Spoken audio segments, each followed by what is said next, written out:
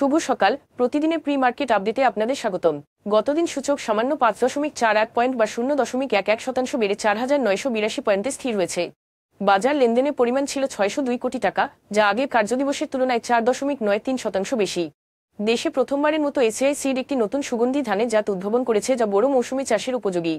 ব্যবসায়িক পরিমণ্ডলে চ্যালেঞ্জ সত্ত্বেও গ্লোবাল ইন্স্যুরেন্স 2024 সালে 14% বছরভিত্তিক মুনাফা বৃদ্ধি পেয়েছে, যা দাঁড়িয়েছে 640 লাখ টাকায়।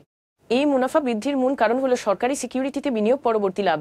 এশিয়ান ক্লিয়ারিং ইউনিয়ন আকু পেমেন্ট পরিশোধের পর বাংলাদেশের বৈদেশিক মুদ্রার রিজার্ভ $2.02 বিলিয়ন কমে দাঁড়িয়েছে $29.52 বিলিয়ন।